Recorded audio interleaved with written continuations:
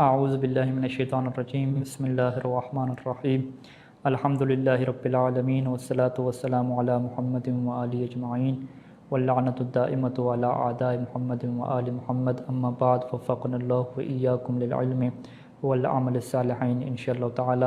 قال المعصوم علیہ الصلاۃ والسلام من زار الحسین عارفا بحقہ غفر اللہ ما تقدم من ذنبہ وما تأخر۔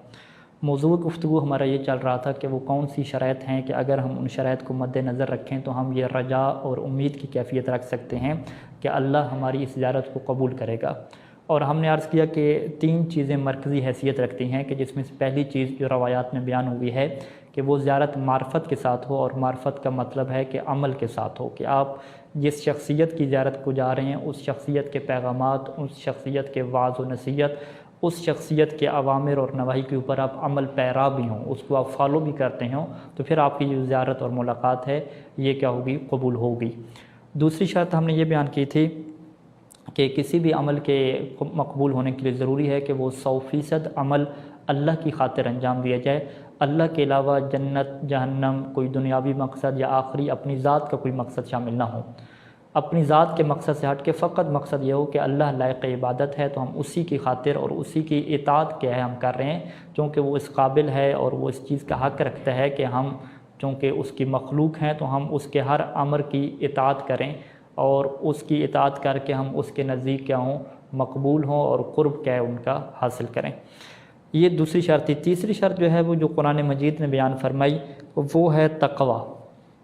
تقوی کا مطلب ہمارے نزدیک واضح ہے کہ تقوی کا مطلب یہ ہے کہ انسان اپنے دل میں اللہ کا خوف رکھتا ہو اور اللہ کے جو واجبات ہیں اس کے اوپر عمل کرتا ہو، محرمات سے بچتا ہو، اور گناہ گار تو انسان ہوتا ہے، اگر گناہ ہو جائے تو انسان اس گناہ کے اوپر اصرار نہ کرے، بار بار وہ گناہ نہ دہرائے، توبہ کر کے اپنے آپ کو پھر کیا سیدھی حالت پہ لے آئے، دوبارہ گناہ ہو جائے تو پھر توبہ کر کے پشیمان اور نادم ہو اور سیدھی حالت پہ آ جائے، تو یہ ایک تقوی ہے۔ متقی افراد یہی ہوتے ہیں۔ تو قرآن مجید نے پیغمبر اسلام کو یہ ارشاد فرمایا کہ اے اللہ کے رسول، آپ ان لوگوں کو حضرت آدم کے 2 بیٹوں کا قصہ پڑھ کے سنائیں۔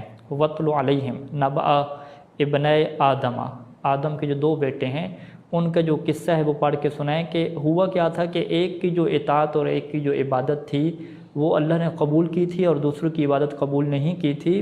تو اب وہاں پہ جس کی عبادت قبول ہوئی تھی حضرت حابیل علیہ السلام، ان کا یہ فقرہ قرآن نے نقل فرمایا کہ قال انما یتقبل اللہ من المتقین، کہ اس نے یہ کہا کہ اللہ تو جو ہے وہ متقین لوگوں کے اعمال قبول کرتا ہے، جو صاحبان تقوی ہوں، جو اللہ کا خوف رکھتے ہوں، اللہ کی اطاعت کر رہے ہوں تو اللہ ان کی عبادت کو قبول کرتا ہے، جو متقی نہیں ہے اللہ ان کی عبادت کو قبول نہیں کرتا۔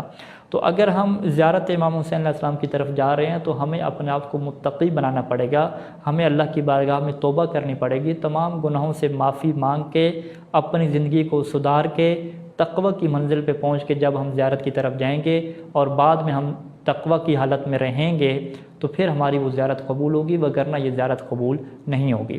یعنی ہمارے دین اسلام میں یہ کنسیپٹ نہیں ہے کہ انسان جو ہے وہ ساری زندگی گناہ کرتا رہے اور گناہ کرنے کے بعد زیارت امام حسین پہ جائے اور اس کے سارے گناہ دھل جائیں، پھر وہ دوبارہ کیا گناہوں کی زندگی کی طرف آ جائے۔ نہیں، بالکل اس چیز کا تصور تک موجود نہیں ہے، بلکہ وہ زیارت اس کی قبول ہی نہیں ہے۔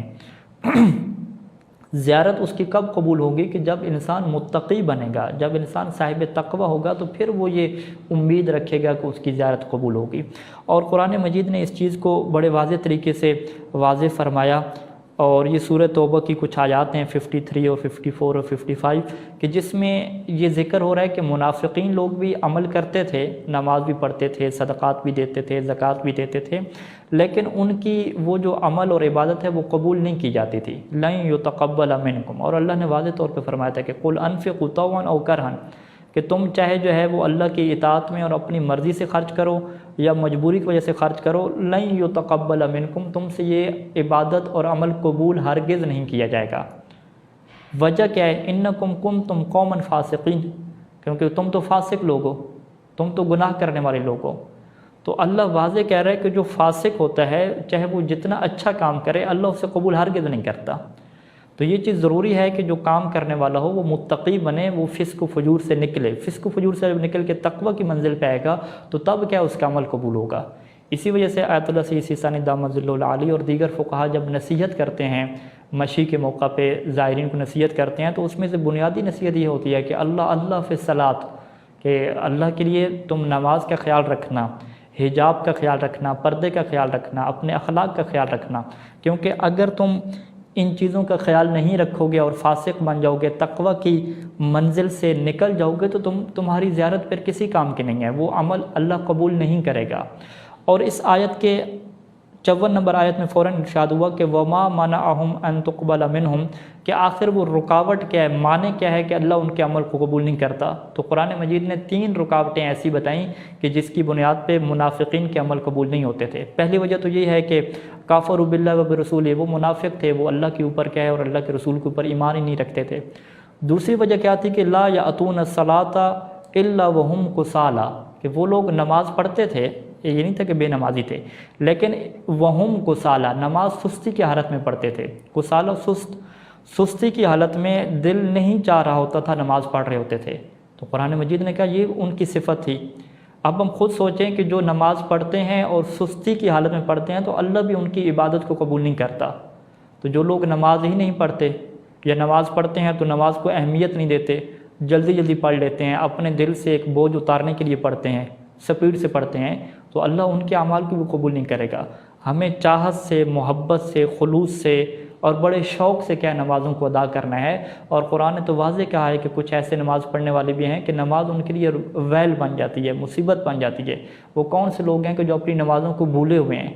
نماز تو پڑھتے ہیں تو مصلی، نماز پڑھنے والے، نماز کو بھولے ہوئے ہیں۔ روایات میں اس کی کیا تفسیر کی گئی کہ وہ نماز سستی سے پڑھتے ہیں، توجہ نہیں دیتے، نماز کے دوران کیا ہے ادھر ادھر ہوتے ہیں۔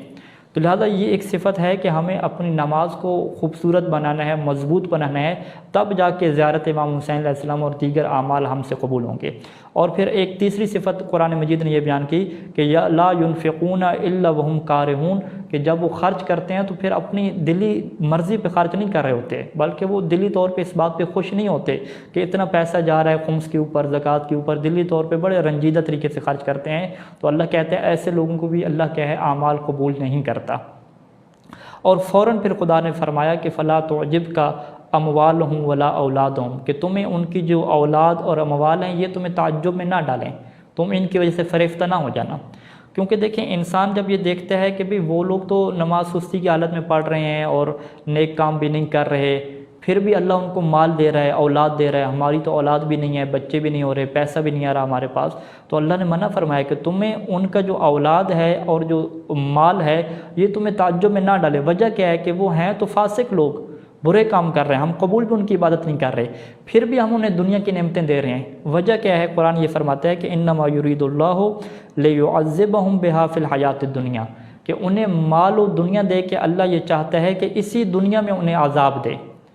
اب یہاں پہ یہ سوال پیدا ہوتا ہے کہ دنیا انہیں دے دی، اولاد انہیں دے دی، دنیا اور اولاد دینے کے بعد، مال دینے کے بعد پھر سزا کیسی؟ اس زندگی میں اللہ کا عذاب کیسا؟ تو مفسرین نے لکھا کہ بالکل یہ عذاب ہے۔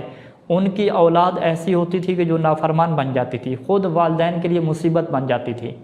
والد کہتے تھے کہ کاش یہ اولاد نہ ہوتی کہ جس کی وجہ سے مجھے یہ دن دیکھنا پڑا، یعنی اولاد تو ملی لیکن وہ کیا بن گئی؟ والد کی ٹینشن بن گئی۔ اسی طریقے سے ان کا مال بھی ہے۔ مال انسان کیوں حاصل کرتا ہے؟ تاکہ انسان کو سکون ملے، زندگی بڑے پرسکون طریقے سے گزرے، لیکن ان کا یہی مال ان کے لیے ذہنی ٹینشن کا سبب بن جاتا ہے۔ زیادہ مال ہونے کے باوجود بھی انہیں نیند نہیں آتی۔ آج کل کے دور میں ہم یہ دیکھتے ہیں کہ زیادہ مال ہونے کے باوجود مال کی فکر، دیگر پریشانیاں، مال کے چوری ہو جانے کا خطرہ، کیس کا خطرہ، کچھ اور ہو جانے کا خطرہ، نیند تک نہیں آتی، وہ لوگ گولیاں کھاتے ہیں۔ تو اللہ تعالیٰ نے یہ فرمایا کہ دیکھو یہ جو لوگ کافر ہیں یا گناہ گار ہیں یا جن کے اللہ اعمال قبول نہیں کرتا، ان کے پاس اگر زیادہ مال ہے تو تم اس کی وجہ سے تعجب میں نہ پڑنا، کیونکہ یہ اللہ اس سے چاہتا کیا ہے کہ انہیں دنیا میں عذاب دے۔ مال تو ان کے پاس ہے لیکن ان کے پاس سکون نہیں ہے، دلی سکون اور اطمینان نہیں ہے، وہ لوگ عذاب کی کیفیت میں ہیں، وہ لوگ پریشانی اور ٹینشن کی کیفیت میں ہیں۔ تو لہٰذا ان آیات سے ہمارے سامنے یہ چیز پیش آتی ہے کہ انسان کے عمل قبول ہونے کا یہ مطلب نہیں ہے، اور خصوصاً زیارت امام حسین علیہ السلام کے قبول ہونے کا یہ مطلب نہیں ہے کہ انسان کی دنیاوی حاجات پوری ہو جائیں، انسان کو مال مل جائے۔ نہیں، بعض اوقات انسان مال دیتا ہے ان لوگوں کو بھی کہ جو فاسق ہیں اور جن کا عمل بھی اللہ نے قبول نہیں کیا۔ مال کیوں دے رہا ہے؟ تاکہ انہیں مزید ٹینشن دے دنیا کی۔ تو لہٰذا یہ معیار ہمارے سامنے فقط معیار کیا ہے کہ ہم تقوی کی حالت میں ہوں، اور تقوی کے بعد جب ہم زیارت امام حسین علیہ السلام انجام دیں گے، آخری چیز تقوی تھی، اس سے پہلی والی چیز اخلاص تھی، اور سب سے پہلی چیز کیا تھی؟ معرفت امام حسین علیہ السلام تھی، اور وہ بھی حقیقت میں کیا ہے؟ عمل کا نام ہے۔ اگر ان شرائط کے ساتھ ہم زیارت امام حسین علیہ السلام انجام دیں گے تو ہم یہ رجا اور امید کی کیفیت پیدا کر سکتے ہیں کہ انشاءاللہ اللہ ہماری زیارت کو قبول کرے گا۔ اور اگر یہ شرائط نہیں ہوں گی تو پھر واضح ہے کہ اس کی زیارت بالکل ہی قبول نہیں ہوگی، اور اسے امید چھوڑ دینی چاہیے کہ اللہ اس کی اس زیارت کو کیا کرے گا؟ قبول کرے گا۔ والسلام علیکم ورحمۃ اللہ وبرکاتہ۔